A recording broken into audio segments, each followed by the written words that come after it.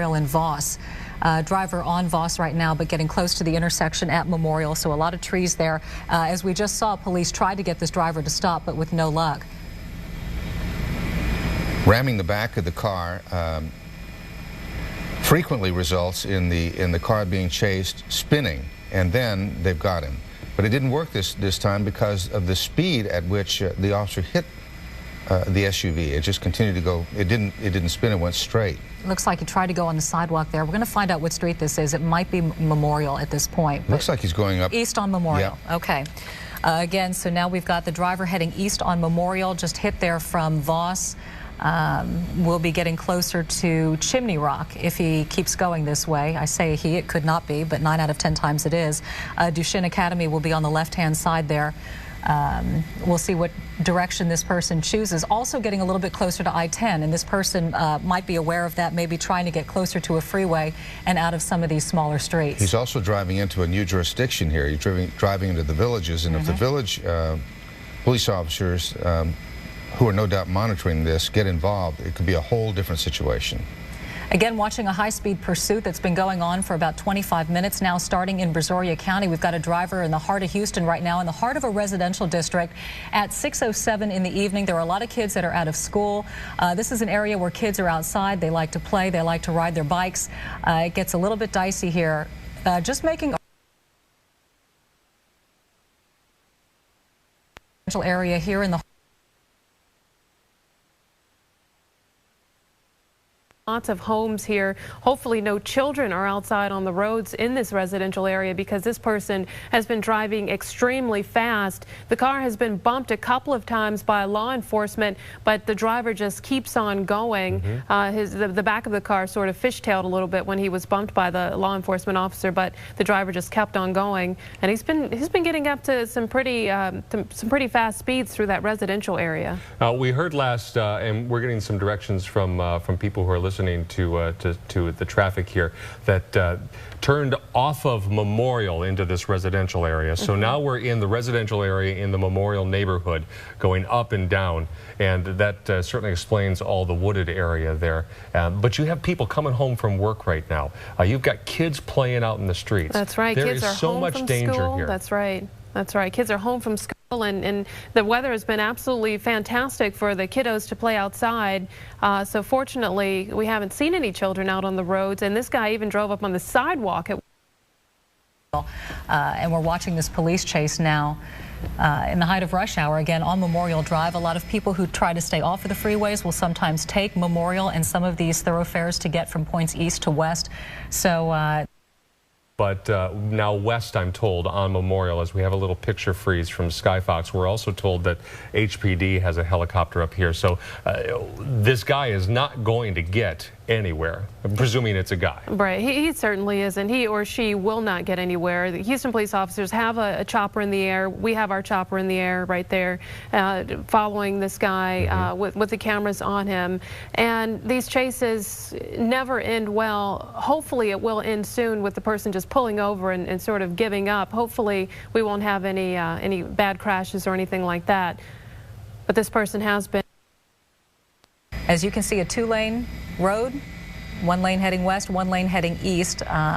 Sometimes a sidewalk and sometimes not. So depending on what the traffic's doing, it's going to dictate how this driver is going to be able to navigate through the area. He's in an area known as the Memorial Villages, and driving mostly through Hunters Creek Village in the last few minutes. I'm kind of surprised in a way that the village police officers haven't gotten involved in this. They have a different chase policy than the city, and the city may have waved them off because they're conducting this chase. He has his lights flashing for some reason. I don't know, that just struck me as unusual. But again, a driver heading westbound on Memorial, getting very close to Voss. It's going to be just past Voss, still heading westbound on Memorial. Still heading westbound. So the next major intersection is going to be where Memorial and San Felipe merge. This is a road that weaves a lot. You've got a very high-end residential area through here. Kids out of school right now. Essentially been moving in a circle here. You get the sense the driver really doesn't know where they're going. No, and for someone who doesn't know, this area, he's been incredibly lucky that he didn't wind up in dead-end cul-de-sacs and he may know that he has just circumnavigated the entire Hunters Creek Village neighborhood there. Right. Just made a big circle there. Piney Point Village, I think, is next if he keeps heading westbound. We're learning also this started as a traffic stop in Brazoria County. What this driver... Why this person ran in the first place. A lot of trees, can't really see where the driver is right now. We've passed Voss on West Memorial. We've passed. Also an opportunity to split off and go on San Felipe and continue westbound, which the driver might take because there are more lanes and it's a straight thoroughfare. It doesn't weave like Memorial Drive does. Making a left. Again, this looks like a left into a residential area again. He may have undone himself here. Yeah. He's on a cul-de-sac. Yep. Yep. They got him. He's being stopped. He's bracketed in this cul-de-sac street. He does not appear to have gotten out of his car yet. Let's hope we get our signal back. Trying to get our signal. Okay. There we go. This is Piney Point Village, right around Memorial and San Felipe. Officers have their guns drawn. They're trying to get the person out of the vehicle. I see a hand. He's being waved out by one of the officers. He's coming out of his car. They're going to tell him to get on the street, right? Which, if he's smart, he'll do right there. Yep, right there. Both hands up and behind his head. Now let's see what happens next, because usually what we see at this point is exactly what you're seeing: a foot on the back, bring the arms back around, and cuff him. They're checking to see if somebody else is in the vehicle. So far, we haven't heard of that. It looks like just a driver. But police have their man in Piney Point Village on Memorial Drive. Near Fondren. A driver just obviously didn't know the area, turned into a residential street, and like Bill and I were mentioning, there are a lot of cul-de-sacs through Memorial Drive, and this person got stuck. Police officers were able to get him in the front and back, and they've got their driver cornered. Again, Houston Police Department joined in the chase, and fortunately looks like it ended there in the Memorial area. With nobody getting hurt, thankfully so. Rough time of day to be chasing and driving so erratically, and there were some crazy speeds there seemingly as we looked at the Skyfox picture. We'll continue to watch this. It appears to be over, thankfully, safely. One more chase in the big city, done. Thanks for joining us. We'll send you back to regular programming.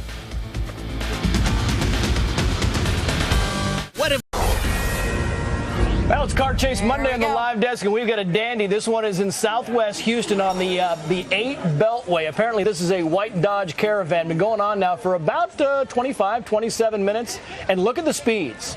Again, look at the cars around. If they're going 65, think about how fast this guy is going right here. Shepard Smithboy just walked out, and he's like, man, another car chase. He's going up to get in the seat in Studio B. Can't wait. This guy, by the way, is wanted for burglarizing a car. Now, why he decided to take off, but again, that last car chase we saw last week was also in Texas. We don't see these very often in Texas, but the helicopters are getting awfully good at this because they've been on this thing for 25 minutes solid. This one we decided to bring you. Again, burglary is what the guy inside is wanted for. Yep, the chase started in northwest Houston, we're told. It's a white Dodge Caravan. It's going northbound on Beltway 8 on the west side of Houston. The person, as Trey said, suspected of burglarizing a vehicle. And we're told at this point the HDP, the Houston Police Department, keeping a bit of a distance on this suspect. You know, they handle these things as carefully as they can. They said already this guy's made a number of illegal turns, including illegal U-turns. So they are concerned for the safety of all the people around this car. But we don't see the police in this shot. So it stands to, it's supported by the fact that we're told that they are keeping it at a distance. But you can bet they are watching all of this on the choppers and that they are likely close by. And in Houston, they're very particular. They follow the policies because each agency has a different policy. The Highway Patrol or the state troopers will have a different policy than the Houston Police Department. Houston Police Department, a lot more liability and a lot less money than the state overall has. So they do they're very, very careful about these car chases. And what they do is they categorize how elegant. You see him slowing down. Slowing down. He's going to turn. Oh, this is bad. Make another Yui. Apparently, you can turn around right there going against traffic. This apparently is an on-ramp, I guess. And he's going directly against traffic. This is not good. Oh, this is bad. It's bad. Oh, but And that car's thinking, what on earth are you doing? Son of a gun. I was just saying that, you know, what they do is they categorize these from how dangerous these guys are. Clearly, this guy just became a lot more dangerous. So now they may pick this chase up a little bit and try to end it a lot earlier than they had anticipated. If he was a burglary suspect, they might just let it go on. It looks like that something has kind of happened to his rear right wheel. Hard for us to see right now, but this guy clearly has picked back up speed and is back on a surface road off of the 8 Beltway.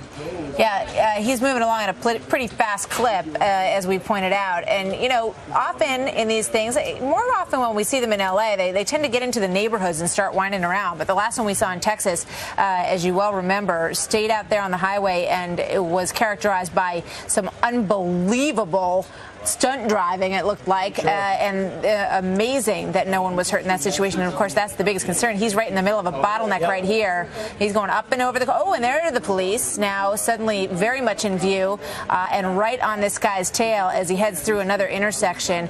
Yeah, it's miraculous that we don't see more civilians hurt in these situations, and it's a testament to the way the police handle it. But this guy, they're concerned about him, and they want him off the road clearly now. And the speeds are upwards of 90 miles an hour, and if you think it's just the television helicopters that are following this, there is also a Houston police chopper that is in pursuit. So the cops know where this guy is. And believe me, I've been watching these things for many years. I've never seen anyone get away. So he's going to jail ultimately. The question is when. And the question is how much risk he poses, as Martha was saying, to people who might be walking in the area now that he's on a surface street, and to cars in the area. You saw when we started this about 5 minutes ago, the cops were way off. I mean, they were giving him his space, and now they're on him.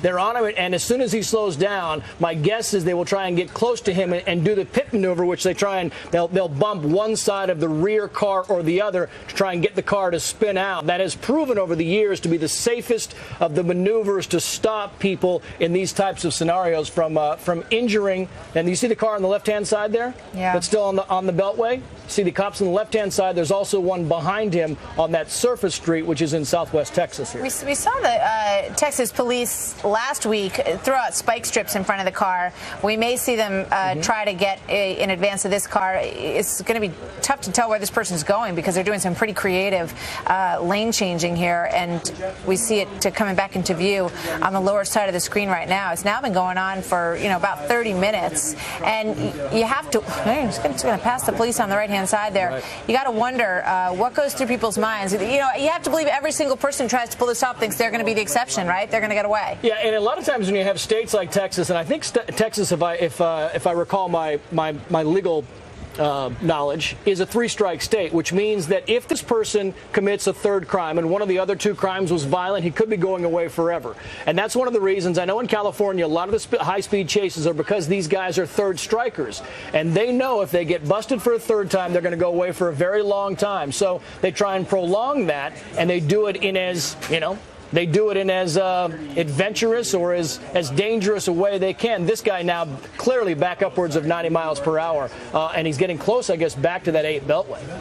We don't know at this point whether there's only one person in the car. Sometimes you can get close enough to get a handle on how many people are in the car. Generally, we start to see the car basically fall apart. Either they have gas problems or the spike strips or something that the police throw at him. Causes damage to the car. Now getting off a different exit ramp here as he continues to try to evade the police. He's got one cop very close on his tail right there, and the car in front of him not cooperating. So this may give the police a chance to get close to him or her. 1:54, by the way, p.m. in Houston right now. That's Texas time clearly. And what they're doing is, you can see going under the bridge here, you've got cops on both sides. They've kind of got him straddled, and they've got the police officer behind him.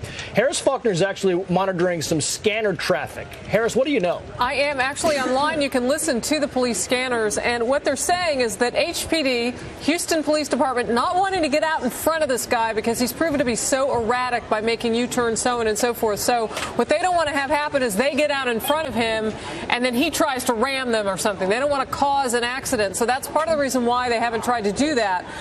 He's so far not caused any collisions, although he's scraped a few cars.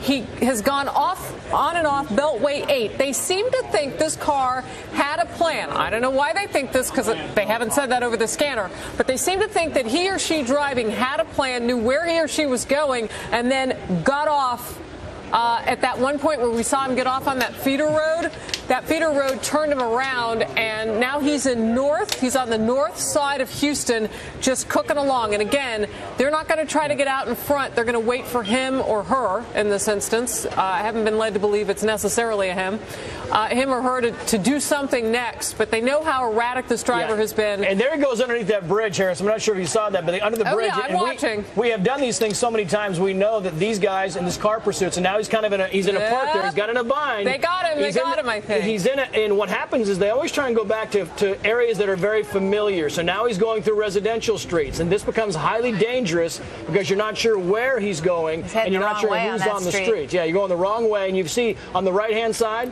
the cops are going to try and get in front of him as well because he's going down a one-way. Now he pulls off into the parking lot. This could be where it ends. The helicopter's going to have to pull around the backside. It looks like some kind of a medical office building there. And Trace, this is definitely the case of what we said with the chases last week in Dallas, that you've got air support telling the ground what to do. Right. And in these residential areas, that's so important. It looks like. Because there's so many nooks and crannies for them to turn into. But this guy looks like he's going into a parking garage. Sure. Yeah. That's going to make it a little tricky for us to see what's going on in there. One time we saw this, and what happened is one of these guys went into the Beverly Hills Mall. He went to the parking garage, and cops were a little bit of ways behind him. What he did is he went inside the parking garage, he parked his car, and he ran inside the mall. And police finally tracked him down, but you can imagine running into a crush of people inside the mall. It's kind of hard to figure out who's what. They knew who he was by that point in time. Wait, is he back out? Oh, there he is. He's back out. So he's back out of the parking garage, back on the streets. This may be what I've been hearing on the scanner. No, that's not him. That's a different car. Okay. It's an area that he or she is very familiar with. That may be why we see this person in and out. Well, the cops are chasing they're somebody. Chasing that car, but that car looked different to me. Let's see. What? What are we hearing from the scanner traffic? Is that the car they're chasing still, Harris? Or is the guy still in the parking garage? They're on the right guy. Okay, they're on the right guy, you said. Well, there's two. No, there's the van. That's him. Yeah, that's the van. Yeah, I don't have any indication to think that they're not chasing the right dude. So maybe he didn't go in the parking garage. He just kind of skirted the outskirts of the building, and now he's back on the streets. This guy's dangerous. Yeah. Unpredictable, but clearly, as they were saying on the scanners, knows this area pretty well. He's up on the sidewalk. Here he goes, coming around the bend there. Oh, my God. Look at this. Oh, man, oh, man. Can you imagine walking along that sidewalk and seeing this car come? Nobody was. My goodness. That's the whole thing. That's why I don't want to stop this guy. He's in a neighborhood now, and we often talk about these guys going back to where they know what they're familiar with because they know the streets and they can kind of circumnavigate around, and they think that'll get them away. They never do, but it becomes dangerous because in these residential areas, you've got kids, it's summer. You've got kids walking around. You've got all kinds of people on the streets. So these things become much more dangerous as they get into these residential areas. Well, and you think about people walking along the sidewalks, people pushing strollers, so on and so forth, and this guy's just driving all up over everywhere. I mean, he's very erratic, very dangerous. And again, that's why they don't want to get out in front of this person because they may cause something to happen. It's amazing what some guts will do for somebody's driving ability. I mean, these guys manage to weave their way in and out of situations that most people would never attempt on the road. And now they're behind these buildings that we see. But several times here, it's looked like he was pulling himself into a situation he couldn't get out of, and yet he did. And there he goes, turns around again, and we're going to switch it over. Shepard Smith standing by live in Studio B. The car chase continues right here on the Fox News channel. And Trace, we're continuing to watch this along with all of you on the live desk team. Man, this guy has managed to get away from the news helicopter, but he is right down there, and we'll zoom into it in just a second. He's on surface streets now in southeast Texas, Houston area. This was in Sugar Land at one point, and if there has ever been a dangerous car chase instigator, it is this person. On surface streets in the afternoon on very crowded streets, making a U-turn. Oh my goodness. When our chopper pilot finds it, we'll zoom right back down in on it. But trust me when I tell you, this car chase is still going and going strong. It is impossible to imagine that dude or parking garage and managed to get out of the parking garage somehow, since he or she has flipped not one but two U-turns, the most recent in just the last few seconds, and is now on a divided highway but not limited access on the streets of Houston, and Houston's finest are chasing him right now. A little background on what we've seen thus far, and there it is, as I said, on surface streets, and you wonder, The police have their rules, and they have to follow them, and they will operate as instructed by their superiors, and that's it. But you wonder along the way, if you're not one of those cops, if you don't want to just shoot his tire out or something, because you see how see the pedestrians there? Every time you pass by a pedestrian who might not have seen it. And now we're up in a median again. Okay, what are we going to do with him now? Is he going to get away again, or is that cop going to get in front of him? No, and away he goes. This is Studio B, Car Chase TV on Fox News Channel. I'm Shepard Smith in New York, and you're looking live in Houston through the facilities of KRIV, the Fox station there. I'll give you some background on how this crazy thing began. The dateline is Houston. Oh, it's time for a U-turn, don't you think? Sure, it's been almost a minute. Around he goes again. I want to say 5. If I'm in that maroon truck, I know you're not supposed to get in the way of the police officers, but I might just have to put my truck in the road and bring this thing to an end. Of course, what you don't know is this guy armed? Has he committed serious felonies in the past? All right, here's, oh, look at this. Spike strip appears to have been unsuccessful. Just as our friends in Dallas were having trouble with the car chase on this same Bat channel last week, when they tried to put the car strips in front of a guy, but he was going close to 100 miles an hour at some points. They tried to get the car strips, break the strips in front of this, and they could not. So now it's time for another U-turn, and I'm beginning to see a pattern on these U-turns. So maybe the police officers will sense a pattern, and I guess, you know, they'll operate as they're instructed to do. First responders doing their dead level best. Oh, look at that. Now car chase guy is in front of and behind. Look, he's in trouble now. I mean, are you kidding me? There's a cop in front of him and a cop behind him, and lo and behold, time for a left-hand turn. And away he goes. You know, we're watching this with some folks in Houston who are working radio. I know, I'm not going to go to it right now because I feel like this thing is almost going to wrap itself up. I want to give you the backstory, if you'll just give me a minute to tell you it. Houston police gave chase to a suspect in this white sport utility vehicle. The driver led them through Sugar Land on Highway 59. This was in the early going, before turning around and heading back toward Houston. And since he's been an around turner over and over again. And here we come up to a traffic signal where clearly he had a red light. Well, it looks like he had a red light. It looks like police were in that lane there, so I don't really know. But they had all traffic stopped for a speed chase racer here. Views from the Houston TransStar show that the suspect is moving at speeds in excess at times. Oh, more spike strips. Did that do the trick? Did not do the trick as far as I can tell. Does he still have tires? Well, I'm not entirely sure. You can imagine how hard it is to run one of these chopper cameras, and our good friends at KRIV in Houston are giving us the best look that they can. That appears to me that's Spike Strips 2. No, Spike Strip 0, Car Chase Guy 2. So it's 2-0 in favor of the car chase guy at the moment. But, you know, he keeps coming up to this intersection, and you wonder, are they going to figure out a way to stop him in said intersection? There's a person on walk. Oh, there he goes. Here comes Speedy. Some more of the background. Views from the Houston. He was moving about 80 miles an hour, went up on the elevated freeway on the limited access. Police followed at a distance for a long time there. Now he has gotten very fast indeed again, and this guy or woman is extremely dangerous. This started just after 1 o'clock Central Daylight Time, so a little more than an hour ago, in southwest Houston, and the driver got on the Southwest Freeway at Willcrest. This is just some background for you, for people who might know. When he reached Grand Parkway near Rosenberg, not Kim, made a U-turn and headed back inbound. He later jumped into the Beltway 8. The Beltway 8 West headed north. Houston Police Department in pursuit right now of this white Dodge Caravan, which was on the Beltway 8 on the west side of Houston. Now, wonder what he has done to where he or she thinks that it's necessary to continue to run at this pace and risk life and limb in the middle of intersections where you're supposed to have a red light. Did he not see what happened in Dallas just days ago? He should have been watching, and here we go. Now he's been hit by one police car. Will another step up and do the trick? He did not. There are rules from jurisdiction to jurisdiction about what you can do with your vehicle. In some areas, the police allow them to do the pit maneuver that you just saw to try to push a car away. In some, they don't. Some, they allow spike strips, as you can see they did here. But they don't allow a physical confrontation, vehicle to vehicle, in a lot of different jurisdictions without permission from the air. So I haven't been told this directly, but here's what history tells me is going on. There's a police chopper in the air watching this thing, and it's directing all of this ground traffic. The chopper has a camera on this, just like we have a camera on it. Somewhere back at the station house there in Houston, the authority, the people in charge, are working to decide what the people on the ground are going to do next. Now, you saw there another attempt at spike strip. Jessica, that one didn't work either, did it? I don't know. It looks like the front tire might be low. Okay. It might have got him.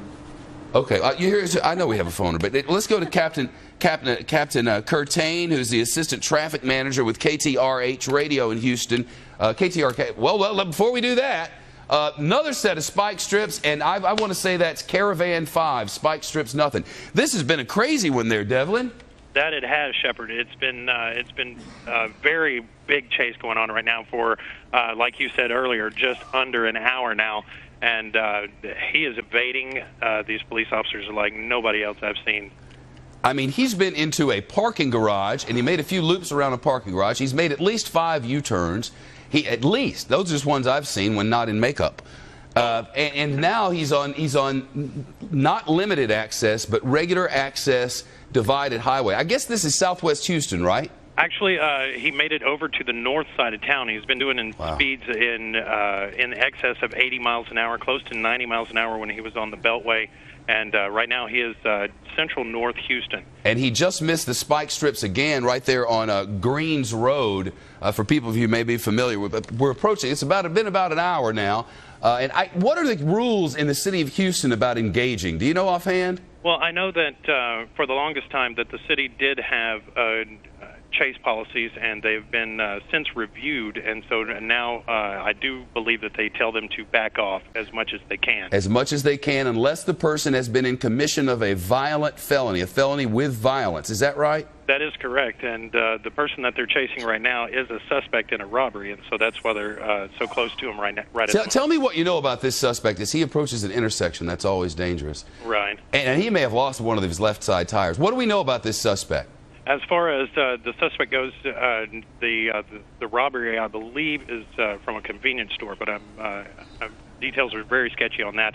But as far as the driver goes himself, I want to say probably late 30s, early 40s. Okay, and it is a guy for sure. I believe so, yes. All right, well, he just made it up to another big traffic hazard. He's taken a right, and the West Cam here in KRIV's camera, a chopper, is trying to catch up. Whoever is on the West Cam from KRIV, good work for you. I don't know how you're keeping up with this thing. Sometimes they're upside down and backwards, but I mean, that's what happens. And now we're in a parking lot again. History tells me parking lots are not a good place to go if you don't want to get boxed in and stopped by police. But when there's a building in the way, well, it makes it harder now, doesn't it? And Shepard, he is in the parking lot of a big mall right now that is on the north side of Houston.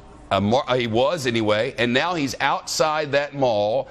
Every opportunity over and over and over. They are not going to ram this guy, it would appear, because they've had so many opportunities to do a pit maneuver or whatever like that, and they've declined. Oh, that is true. Now, as far as that, I do believe that they're looking out for the public safety on that. Oh, I know, man. It's a very difficult line. But I guess you have to have specific instructions. Like if you're an officer in the vehicle and you say, all right, there's nobody around, it's safe for me to spin this guy out to stop something from later, I should do that. But that's not how it works. There are specific rules that you must follow, right? That is correct. And otherwise, there has been police chases before where the officers have actually been reprimanded for stopping vehicles. Yeah, it's as much the means as it is the end, and you got to follow instructions, and that's how it goes. And first responders have to deal with a lot of headaches, and this is one of them. See that chopper that was just below us there? That looked like a radio chopper to me. And there may be radio choppers. I know there's a police chopper in the air because I've been getting that. He's northbound on Greenspoint Street, now eastbound on Greens Road. Everything is green in this area. The traffic lights have been green for him today, as for more than an hour. This guy who is wanted in connection, or wanted for questioning at least in connection with an armed robbery in the area, has been on the run, and all the cops lined up, 1, 2, 3, 4, 5, and you're like, why don't they just get into the road and he can't go anymore? Well, they have rules. Right now, the trees have caused us more problem than anything. It's a beautiful day in southeast Texas, and dude here is just on the run. It's hot out there today, isn't it? It's close to 100 degrees so far right now, Shepard. Yeah, that would make it summer. Now, around here in the studio, we're saying, why did this chase start? And of course, we always say crazy from the heat. Right. This could be. Well, it's crazy from something at least. I mean, if you're one of these other drivers around here, and goodness knows we can hope that... Oh, and here we go into a parking lot again. Is this the mall? What is this? Can you see the... Let me see. I do believe it's a... no, that would be for one of the high-rises, a parking garage for one of the high-rises. Well, now, if he gets out of this, I'm going to give him a job as the new Houdini, because he was southbound on North Chase. Perfect place for a police chase to be taking. Well, here we go. Inside the parking garage, and you wonder, how does he do it this time?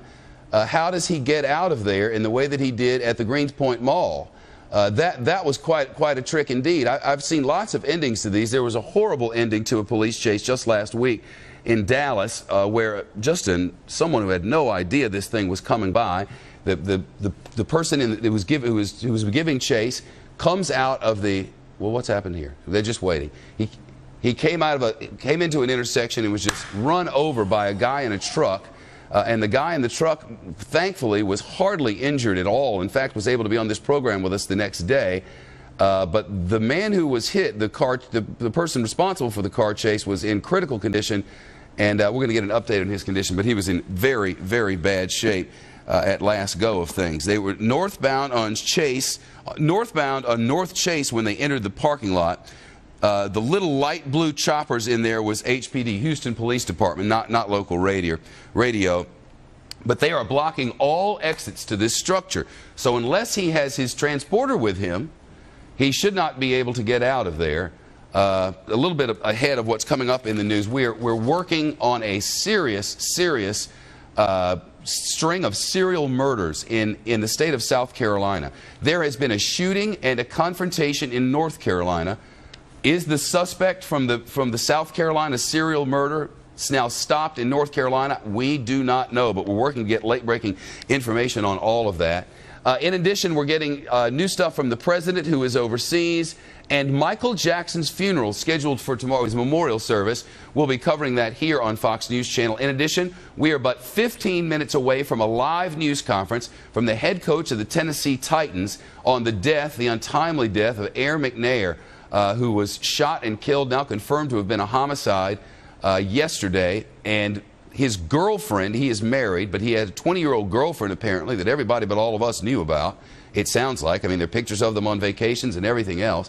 He was shot multiple times, one directly to the head. She, the 20-year-old girlfriend, was also shot, and now we have been able to confirm that the gun which killed Steve McNair, the former quarterback of the Tennessee Titans professional football team, the gun that killed him was bought by his now 20-year-old girlfriend. But whether she is a suspect in this case remains to be seen. Police have said only that the gun belongs to her. So we're slowly putting that together. And again, coach of the Tennessee Titans, Jeff Fisher, Jeff Fisher to be with us in just 15 minutes. But right now, we're looking live in Houston, Texas, as the car chase has wrapped, it appears to have, out inside this, it's a hotel behind the garage. And you know, a buddy of ours who lives down in Houston and in the company is saying that he thinks this is the Hilton Hotel and this is the parking garage therefore. At any rate, it's next to the Greenspoint Mall. Cops on level 4 of the ramp and heading down. So the cops are sweeping each level for this car and this man. Imagine, if you can, what's going on in there.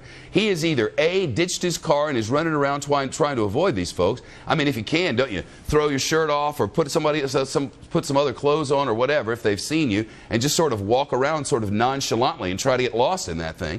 He's either ditched the car and is doing that, or he's going to try to get out with that car, and you can see that's not going to be easy because all of the streets surrounding this is blocked off. Not only are they blocking off the exits from this parking garage, but they are also, I'm told, by Andrew Flum, also blocking off all of the streets around this. So here we go. An hour and 10-minute car chase has ended here.